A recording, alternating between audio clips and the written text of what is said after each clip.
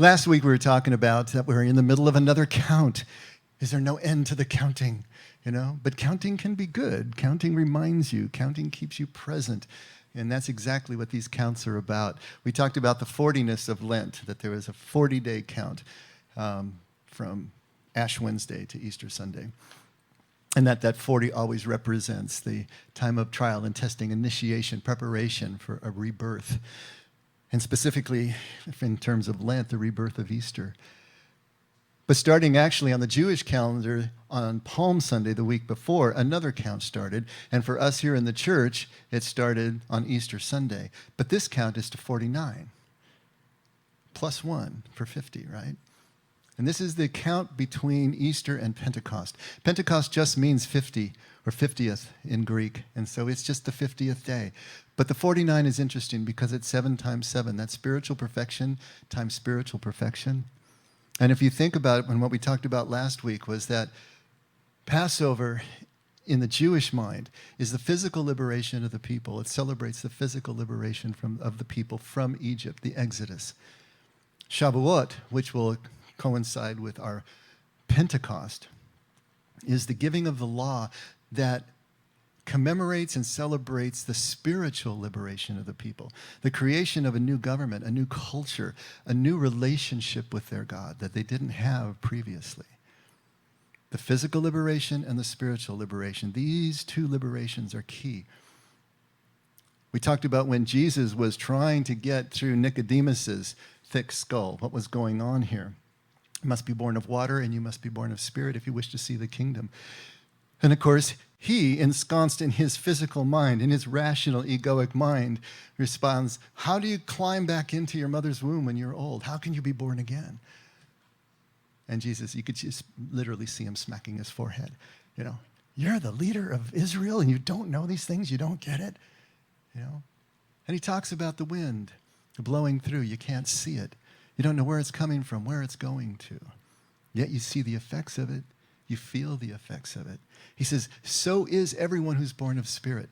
It's a graduation from the physical, a graduation from the rational mind, a graduation from the egoic self, which is so ensconced in small, limited space, to a more expansive place, a place that can deal with the uncertainties of life, deal with the fact that we can't know the things that we want to know out of our fear. It's a graduation from fear. It's a graduation from all these things.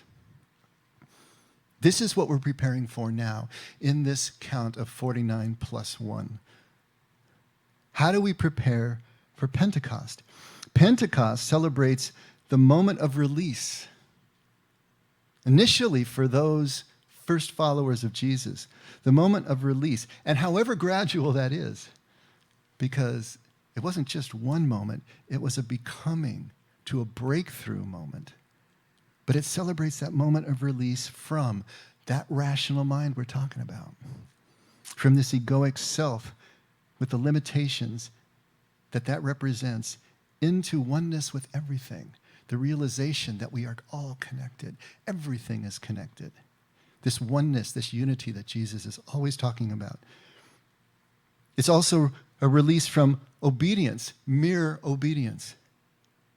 Just following rules, just following law, to a transformance where our will, our desires, our pleasure, deepest purpose, what delights us, lines up with what delights God. What is God's pleasure? What is God's deepest purpose? Now, from the outside in, it might look indistinguishable from obedience, but from the inside out, it makes all the difference in the world. To not be following rules, but just what naturally flows into a moment as you experience it, because you've been transformed from the inside out. It's marking the release from fear of punishment to unity of purpose and will. And most importantly, it's marking the release from the illusion of control, the illusion of certainty, to trust. Mother Teresa said that the greatest need in life is greater trust. And I absolutely agree with her. Trust marks the graduation point. Trust marks this move from the physical liberation to the spiritual liberation, this progression. Trust is the evidence that we have made that kind of progression. Because when you think about it, the need for control, the need for certainty, is driven by all those other things we're trying to graduate from this rational mind, from this egoic fear that creates the need for obedience as the antidote to punishment because we fear that, for the certainty that we crave because we're afraid and we can't stand the unknown. And so the key is liberation from fear, if you want to break it all the way down. But you're only going to know that you've been released, that you've graduated to trust, when you actually feel the anxiety drop away because the trust is now present in your life. Trust and stress and anxiety are inversely proportional. As one goes up, the other goes down. You know? How do you know you trust something? You're not thinking about it all the time. You're not sitting awake at 2:30 in the morning wondering about it, planning for it, making all these allowances for it. When you trust something, it just goes away. It's just here. It's just something that is bedrock for you. It's like the air that you breathe. When we can accept uncertainty, when we can accept our inherent powerlessness without fear, then that fearless vulnerability is the trust. That's what trust feels like. Not certainty, but vulnerability without fear, which is kind of an oxymoron if you think about it. Vulnerability is scary. That's why we all try to avoid it. We try to assume that we have control. We try to assume that we have certainty. But fearless vulnerability is the trust that we're talking about here. Have you ever thought about what the post-Pentecost life looks like? What would that look like? What would that feel like? If you were one of the first followers of Jesus that went through that Pentecost moment, the wind roars through, shakes the building to its foundation, tongues as if of fire are appearing over each head. After that, we see what is going on. The apostles are bold. Peter stands up and gives a speech like he's never given in his entire life. Where did that come? You can imagine all his friends. Where in the heck did that come from? What have you done with Peter? Who are you? And what have you done with Peter? So there's this radical change in them. What would that feel like? What does the post-Pentecost life feel like? What does life feel like once we've made this graduation? Once we become spirit-filled? Do you think that it's blissful? Do you think that it's certain that all your questions have now been answered? Even with the apostles' attitude, with their actions at this time, do you think that they were certain? Do you think that they had all their questions answered? Do you think that they lived blissful lives after Pentecost? See, the record in Scripture tells us no. We still see them struggling through the things that they needed to work through. We see them fighting and bickering. We see them doing all the things that people do. And yet we also see them do amazing things they could never do before. They had this infilling. They had this power. Even at the end of his life, there's this wonderful story about Peter. Now, it's not in the Gospels, so you don't need to believe it if you don't want to, but it's a great traditional story about Peter. At the end of his life, he's working in Rome, and Nero is getting really peeved with the Christians and starting to put the hammer down in terms of persecution. And Peter is one of the targets because he's one of the leaders. And so at a certain point, Peter thinks it's best for him to skedaddle, get out of Rome, and pick up someplace else where the heat isn't so great. He thinks it's best for him personally. He thinks that it's best for the church at large and the individual gatherings that are coming under his purview. He's got a choice to make. All these different choices, and he doesn't know which one to make. He finally makes a decision, and as he's walking across the Aventine Hill, he meets Jesus coming the other way. And he's shocked, of course. And the line in Latin is beautiful. It's Quo vadis, Domine. Quo vadis, Domine. It means, where are you going, Lord? Quo vadis. And Jesus says, I'm going back to Rome to be crucified again. And of course, Peter, just everything in him drops. Everything falls because he realizes what Jesus is telling him. And he was making a choice that was taking him out of the connection that he needed, the perseverance that he needed. And he turns around and he goes back and he's executed not too long afterwards. But how did he know? He didn't. He didn't have all the answers. He was uncertain. There's this great story about Mother Teresa, and I know I've told it in here before, but it pertains perfectly. That John Kavanaugh, who was a Jesuit priest and preparing to be a professor at institutes and universities here in the United States, and he hit that same place in his life. Where should he go? Of all the places, of all the paths before him, what should he take? And he needed to find some clarity. So he took a year off to go do ministry work in India. And the first stop was at the Houses of the Poor in Calcutta with Mother Teresa. And so when he gets there, he meets Mother Teresa, and she greets him warmly and says, "What can I do for you?" He says, "Please pray for me, Mother." "Sure. What shall I pray for?" Pray that I might find clarity." That's what he wanted, clarity. Which path, Lord? Where shall I go? And she says, "No, I'm not going to pray for that." He says, "Why not?"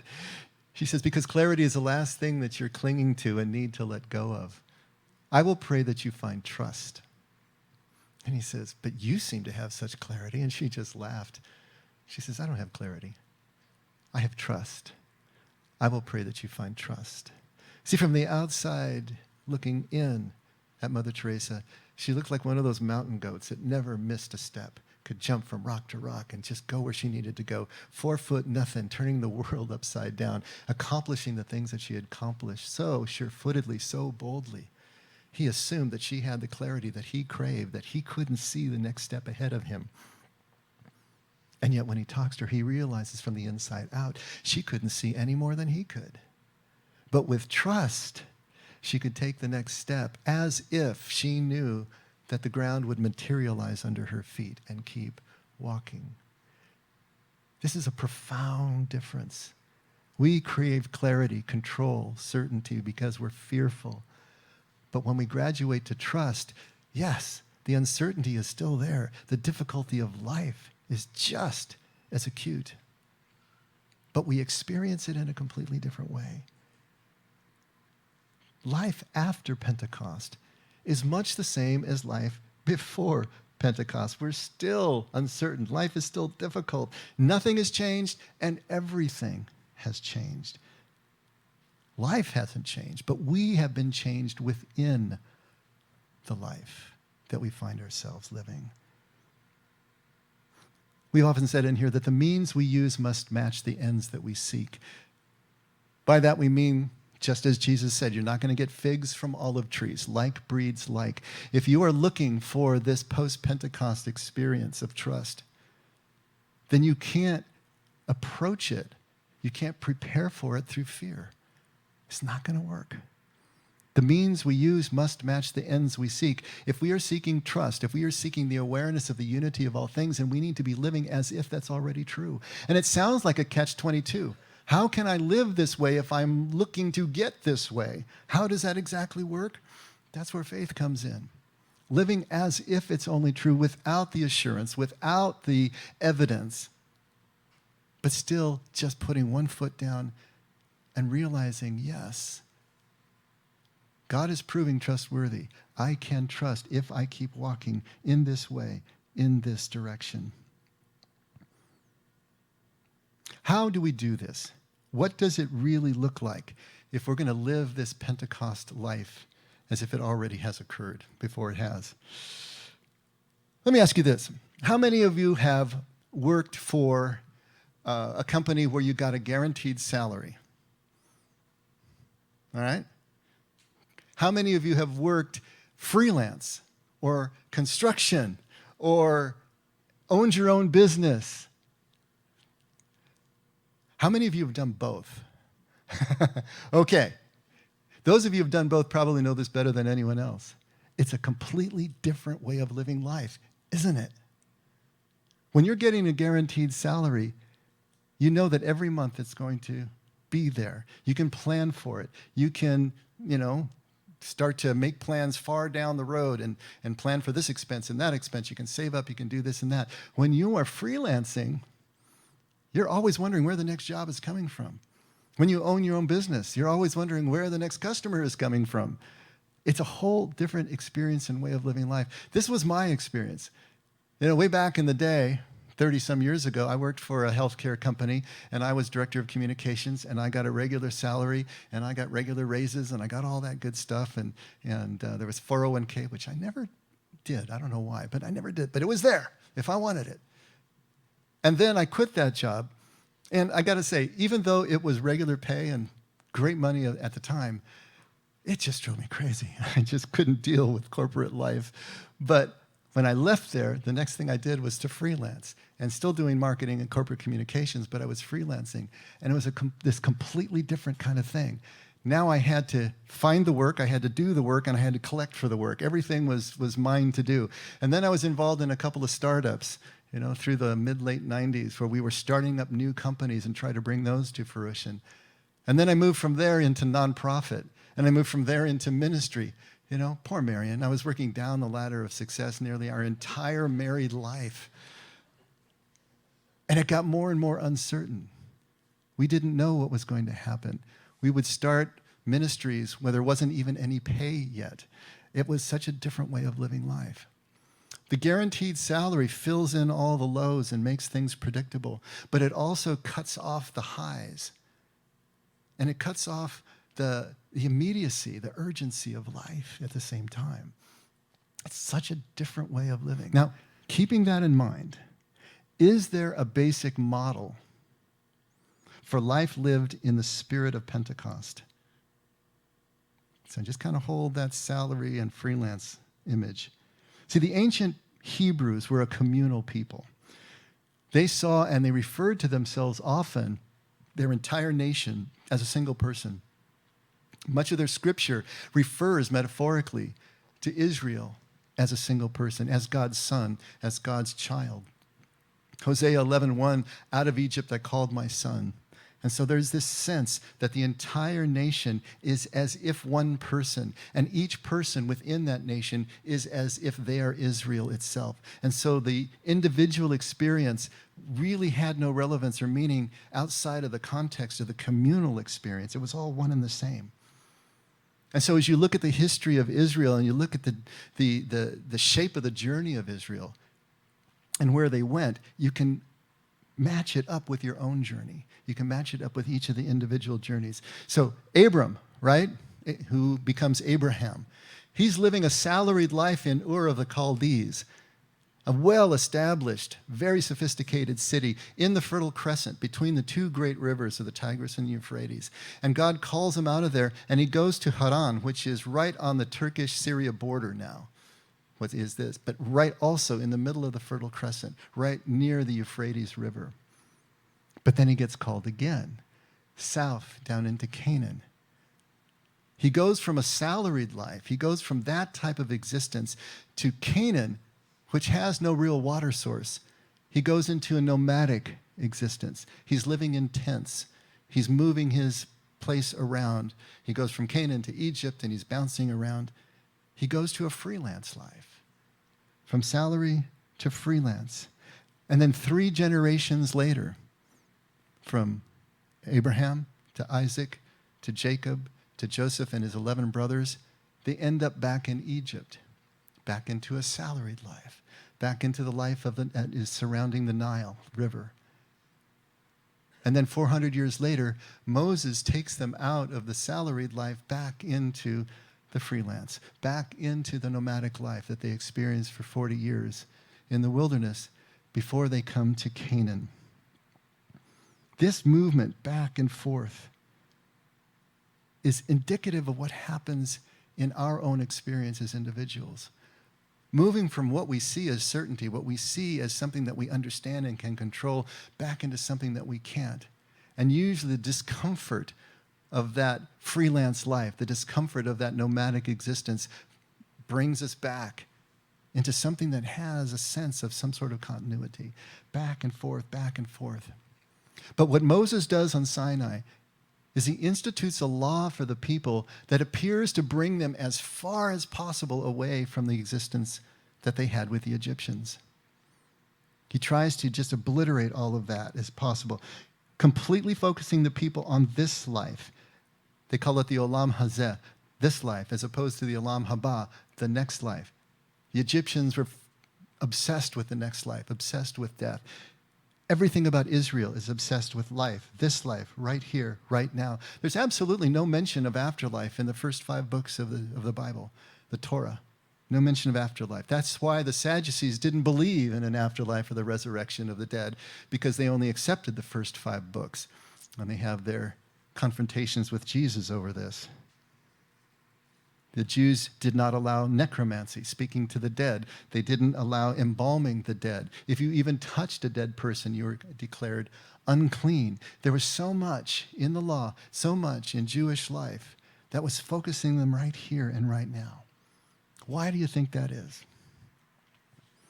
I'll read you a couple paragraphs from a book by a German scholar, and here's the way he looks at it. He says, Israel was constantly confronted by and fascinated with Egypt. Of all its neighbors, it was the land of the Nile that possessed the most excessive cult of the dead. No people were so obsessed with death and afterlife as were the ancient Egyptians. Death must have continually preoccupied the Egyptians.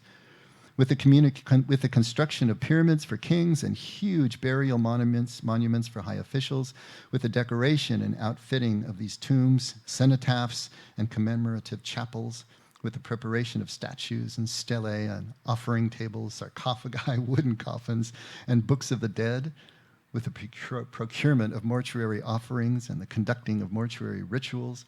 Nowhere in the ancient world were there such a fully established belief in the afterlife.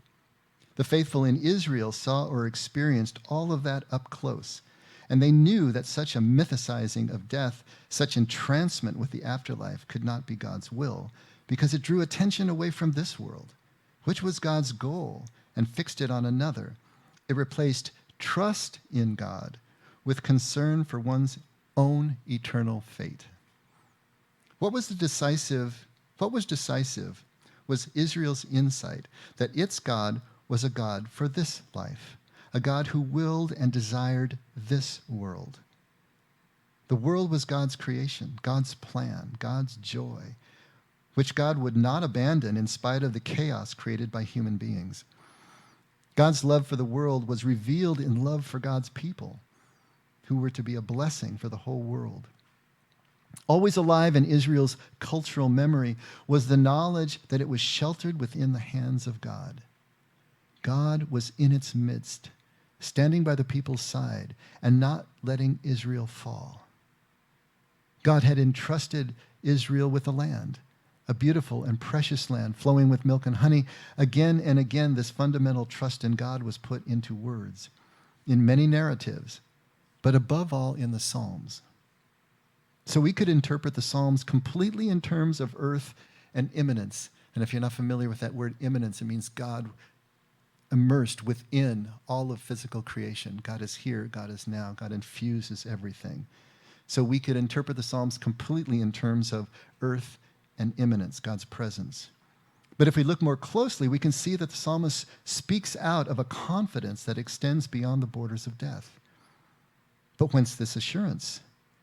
It certainly does not rest on dreams of the afterlife or speculations on eternity. Rather, the psalmist always sees the face of God, who constantly accompanies her or him. So the one who prays this psalm is already living now, in this life, out of an experience of the sheltering presence of God. For such a person, death is no catastrophe.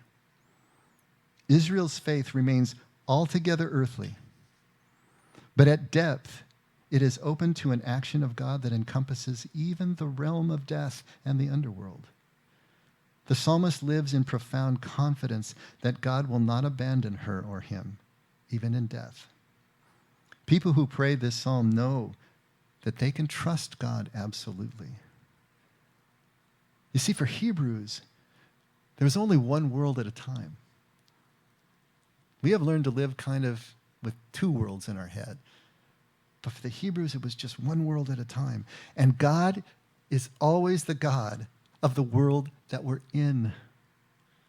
Not the world we imagine, but the world that we're in. Whether it's this world or the next, live in the world that you're in is the message of the Hebrews.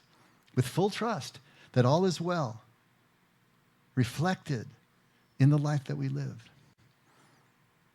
Now, initially, Israel was a full theocracy. That means that they looked to God directly as king, as leader. By the time you get to Samuel, the last judge, the people are pressuring him to anoint a king. He doesn't want to do it, and he thinks it's a rejection of him. But in Samuel 18, God says, no, it's not a rejection of you as judge. It's a rejection of me as their leader. And so their desire for a king, their desire to move away from a pure theocracy was seen as a rejection of God's leadership. But the people press on, and of course it creates all sorts of problems for them. But originally the Jews were meant to live in day-to-day trust in God directly, even in their own government, the way that the government was fashioned. They were supposed to live in day-to-day trust in God and not trust in their institutions. They couldn't do it. It was too scary. It was too much like freelance work. They wanted the same kind of certainty that they saw in the neighboring nations around them. They wanted to trust in their institutions. They wanted to trust in a physical king. But there's another beautiful illustration of the type of life that we're looking at here when we talk about the Pentecost life that comes out of Egypt with the Jews. I want to read Deuteronomy 11, starting at verse 10. Take a listen. For the land into which you are entering to possess it is not like the land of the Egyptians from which you came, where you used to sow your seed and water it with your foot like a vegetable garden. I love that. Where you used to sow your seed and water it with your foot like a vegetable garden. But the land into which you are about to cross to possess it, a land of hills and valleys, drinks water from the rain of heaven, a land for which the Lord your God cares. The eyes of the Lord your God are always on it, from the beginning even to the end of the year. I want you to think about this for a second. Egypt, and also Assyria and Babylon and all the great cultures, all the great empires of the Near East had massive rivers where they lived. The Tigris, the Euphrates, the Nile. These rivers gave a constant water source. These rivers had an annual flood cycle where they flooded all the land for miles on either side of the original banks of the river, bringing all that rich silt that was nutrient. It was like mulching your yard every single year naturally through this. And the rivers could be channeled, the rivers could be controlled, the rivers could be diverted and directed. So you could irrigate, and you had this constant source for your agriculture. You had a base on which you could live. And the truth of the matter is, great civilizations cannot exist, cannot grow to be great civilizations without this base, without a salaried kind of existence, this life. Israel, the land of Canaan into which they went, even for it flowing with milk and honey, has no sufficient natural water source that can support agriculture. It doesn't exist. Little Jordan River can't do it. It's just basically a stream. They were dependent upon the rains, and only the rains. And the rain cycle in Israel is interesting. They have what they call the early rains and the latter rains, the Yoreh and the Melkosh. Just a little bit about these so you kind of understand where we're coming from here. Even though it is fairly late in the year, in terms of the Western calendar, the rains that begin in the fall are known as the Yoreh, or the early rains, since it is the start of the rainy season. These early rains are reason to be glad after a hot, dry summer, and the ground can be broken up and ready to work the fields. Towards the springtime, around the time of Passover, Israel will have the latter rains, known as the Melkosh, necessary for the ripening of the barley and the grain. The word for the former rains, Yoreh, comes from the same root as to shoot or to cast or to teach, like an arrow being shot to its target, or information being directly delivered from teacher to pupil. The Yore rains are sent down to soften up the ground, ready for the first round of planting. In fact, God's teaching is also compared to the sending of rain in Deuteronomy 32. May my teaching drop as the rain, my speech distill as the dew, like gentle rain upon the tender grass and like showers upon the herb. The latter rains, Malkush, are much harder rains that would have just caused flooding and devastation if they had come earlier on the dusty, dry ground. But these latter spring rains are essential for the agricultural cycle too. The Gezer calendar, an archaeological relic with inscriptions from the time of Solomon, tells us that in January/February time, there was a second round of later planting in ancient Israel's agricultural year called the Lakesh. The word for these harder later rains, Malkush, is related to the Lakesh. The latter downpours can more easily penetrate the softer ground and bring forth a second harvest in the spring. And so they have two rains, one in late October into November, the early rains, the Yore, and then later, March, April, they have the harder latter rains. Try to imagine, just for a second, the importance, how important these rains are. Life is being lived on a razor's edge here. These rains are literally the difference between life and death. Survival, not survival, right? Each rain that comes is like a freelance job that you get that pays the bills for another month, gets you through, gives you a sigh of relief, gives you something to celebrate. But it's only going to last so long, and then you're going to need the next job. The people prayed for rain. Of course they prayed for rain. These rains were everything to them. They didn't have a river that they could control, that they could divert, that they could count on. They had to wait for the water to fall from the sky. Their three major religious festivals, the pilgrimage festivals, are all centered around these rains and around the harvest that occurred because of these rains. The one in the fall, Sukkot, or booths, that coincides with the early rains, with the Yore. It also coincides with the grape and the olive harvest. And it also was commemorating the time that they lived in booths, the time that they lived in tents in their nomadic existence in the wilderness. The second Pesach, Passover, just passed here in the spring, coinciding with the latter rains, with the Malkush, also coinciding with the barley harvest and with Passover and the liberation that we talked about. And then 50 days later, the count that we're in right now, 49 plus 1, Shavuot, the early summertime, which coincides with the wheat harvest. Everything centered around the rains, everything centered around agriculture. These were the staples, the barley and the wheat, the olives and the grapes, added to their dairy and their meat, not from cattle, but from sheep and from goats. This was their diet. This was everything to them. This was life and death. The timing and the reliability of these rains, of course, were critical.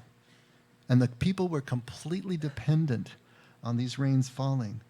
It kept them close to the earth. It kept them close in connection with God, because they saw God as the one who showered the rains upon them, on the land, on all creation. It kept them in creation, not above it, not outside it, as you can begin to imagine when you control the water, when you have put concrete over every patch of dirt that you can see from anywhere in the city, and you can start to imagine that you are not of nature anymore. You're somehow hovering over it, outside of it. These people could not do that. They were dependent on the cycles of the earth itself for everything. The people could control the rivers, but they couldn't control the rain. And that changed everything, everything. To be dependent on rain is to be dependent on a power greater than yourself. And this is the situation that the Jews found themselves in as they moved into Canaan, to be living day to day in an attitude of trust, not of certainty, not of control. How does Jesus put it at Mark 4, verse 26? Jesus was saying, the kingdom of God is like a man who casts seed upon the soil. And he goes to bed at night and gets up by day, and the seed sprouts and grows. How? He himself does not know. The soil produces crops by itself. First the blade, then the head, then the mature grain in the head. But when the crop permits, he immediately puts in the sickle because the harvest has come. He does the prep work. He does everything that he's going to do, but then he just goes home and goes to bed. The actual work is something that is outside of his control. The conditions that make the grain grow are outside of his control. He goes home and goes to bed. It might be a little bit clearer in the Message version. Look at the way Eugene Peterson puts it. He says, then Jesus said, God's kingdom is like seed thrown on a field by a man who then goes to bed and forgets about it. The seed sprouts and grows. He has no idea how it happens. The earth does it all without his help. First a green stem of grass, then a bud, then the ripened grain. When the grain is fully formed, he reaps. Harvest time. No control, no certainty, but a springing into action at the right place at the right time. To be there when these critical moments pass, to move the process along. Work, right? Diligence, yes. Hard work, but still knowing that you're not in control. How do you deal with that particular paradox, right? How can you live between the horns of those, letting each of them have their dignity, have their place? And finally, at Luke 12, starting at verse 16, Jesus tells the people a parable. The land of a rich man was very productive, and he began reasoning to himself, saying, what shall I do, since I have no place to store my crops? Then he said, this is what I'll do. I will tear down my barns and build larger ones, and there I will store all my grain and all my goods. And I will say to my soul, soul, you have many goods laid up for many years to come. Take your ease, eat, drink, and be merry. But God said to him, you fool, this very night your soul is required of you. And now who will own what you have prepared? So is the man who stores up treasures for himself and is not rich toward God. All of these sayings of Jesus and so many more point to a life of dependence, of vulnerability, but of gratitude at the same time, of trust. You see the picture that Jesus is painting here, the kind of life that he calls kingdom. Each one of these is tied to kingdom. Kingdom is tied to Pentecost in a very real way. And if you really think about it, it's all about the laying down of certainty, the laying down of this illusion of control, laying down of a sense of entitlement even, that these things somehow are our birthright or are ours. It's the nature of Jesus' way, literally, to be anti-institutional, to break down those trappings that we instinctively want to rely on because they're visible, because they're right here and they're right now. Because as soon as you build an edifice, something, as soon as you irrigate and try to control outcomes, you've lost the edge of trust in your life. You're now relying on something that you think that you can provide, and you're no longer trusting. You're looking to self, not God anymore. Now, of course, you can work for a salary, and some of you say that you are, and still live in trust. Of course you can do that. And you can be a freelancer or a business owner and not trust at all. This is a metaphor. This is a metaphor that is pointing to a condition of the heart. So it's not about the outward forms, it's about the inward forms. But think about it. Every single one of us is living in modern Western America. We're living in an irrigated institution, if you want to think of it that way. We are living a life that gives us the illusion of control and certainty everywhere we look. Our lives don't reflect this model of living in Canaan under the reins that Israel and Jesus are pointing us toward.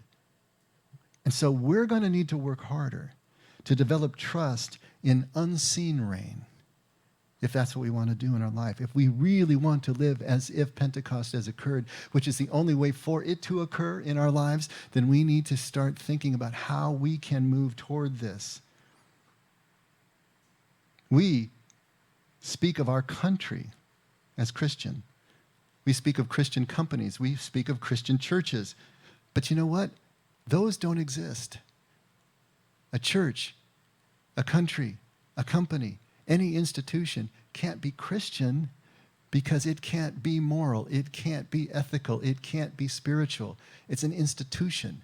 It's something wholly apart.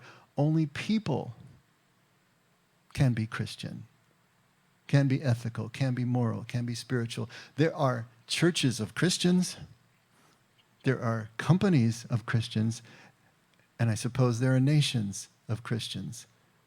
But it's the people that sanctify the institution and never the other way around. We cannot look to the institution. And we cannot look to the church in the same way. The images, the rituals, the doctrine of religion, if that's used out of fear of punishment, if that's used out of simple obedience, if that's even used out of the egoic piety of thinking that we can do this somehow, elevate ourselves somehow on our own, then we're living as if in the rivers of Egypt. Attempts to harness and direct and control God are never going to be productive. They're never going to work, and they're never going to take us to the trust that we crave, but we're working against at the same time. To create the illusion of control, the illusion of certainty, where only the reign of God exists, kills trust. And trust is the most important thing that we can have in our lives. Almost 30 years ago, when I was painfully learning some of these lessons, I wrote about one particular scenario. I want to read a journal entry and see if this hopefully brings things home to us. I wrote this on Tuesday, September 21st, 1993. Some of you weren't even alive in 1993, were you? I don't know. At 9 p.m. at night, I was obsessively time-stamping. O God, who art the truth, make me one with thee in everlasting love. This is not me, this is Thomas à Kempis. It worrieth me oftentimes to read and listen to many things. It worrieth me oftentimes to read and listen to many things. In thee is all that I wish for and desire. Let all the doctors hold their peace. Let all creation keep silence before thee. Speak thou alone to me. Thomas à Kempis. I put this here because I can't do any better. And it so perfectly captures my state of mind. And I can't believe I just happened to read it today. True to my form, I'm trying so hard to learn. I read the scriptures. I talk to my pastors. I look for ways to go back to school for the theological training. I go on retreats. I meet a priest who introduces me to a bookstore where I find Merton and Nouwen, who lead me to Anthony and the Desert Fathers and Augustine and Aquinas and Camus and Dante and Maritain and Eckhart and John of the Cross and Hopkins and so many others I've never read, who speak of Aristotle and Plato and the classical languages I can't read. And the preachers on the radio speak of Moody and Wesley and Calvin and Luther while I watch the fish and dove bumper stickers go by on the freeway, with Jesus being sung to me in 1,000 different ways in songs that begin to all sound alike, making background for talk shows that try to explain basic doctrine to confused callers, debating fine points of theology and social values, pre-millennium, post-millennium, pre-trib rapture, pro-life, choice, gay rights, family values, moral decay, church and state, Catholic and Protestant, conservative and liberal, Mutt and Jeff. That was 30 years ago. Sound like it could have been written yesterday, huh? Turn it off. Shut it up. Snuff it out. Noise by any other name sounds the same. I stand in front of the congregation at church Sunday mornings, my microphone between us. We sing. We sing loud. We sing loud into amplifiers that make us louder, almost loud enough to be heard over the drums and piano and guitar, well over the congregation who sings back at us. I sing the words of praise, think of the notes I must hit. I watch the people sing and sway and clap and sometimes dance and sometimes cry. And I wonder if anything is going on here. What are we doing? I asked you last Sunday in the midst of all that noise, in the midst of my noisy week, trying to think through my cluttered brain. Then, down in front, kneeling at the steps, an elderly woman is transfixed in prayer, eyes closed, mouth moving, hands upraised. What is she feeling? Is it real? Is it you, Lord? The pastor comes by and lays his hand on her shoulder for a moment before moving on, and the look on her face makes me smile and frees up a tear to be wiped away. And I know that you put that look on her face, and I thank you for allowing me to help by being part of her experience. I don't get a chance to ask her, but maybe she gets that same look on her knees by her bed with her hair in a net and only a round wind-up clock clicking away as accompaniment. And maybe all of this is just unnecessary. And it is. I know it. But you use it anyway and give it the meaning it could never have on its own. But I realize more and more that I won't find you very often in the noise, Lord. And when I do, you won't speak to me as clearly or longly as you do on these silent pages. Not that you couldn't, but I can't hear as well, listen as well. I'm finding myself, who and how I am, through the measure of your presence in my life. Those activities, those modes and methods that bring me close to you are those that match the nature of my spirit, my silent spirit that doesn't speak, but knows when it's home, or at least getting close. So I will use the apparent magnitude of your presence as my sextant to guide myself through the maze of books and sermons and songs and T-shirts and Christian gift shops that I may stumble across on my way home to you. See, we all have a choice to make. We can try to direct, we can try to control our lives and our spirituality. We can try to irrigate. We can focus on our institutions. Or we can just bless the rains as they fall. Accept that they come from above, without our approval, without our knowledge, consent, permission, without our help. To graduate to trust is to leave fear behind and to enter gratitude, to enter the awareness of the smallest things. Even as we continue to work hard, to strive, to prepare for the rains, we can greet each drop as if it were the first, with the same wonder at the miracle of grace that it really is. Let's pray.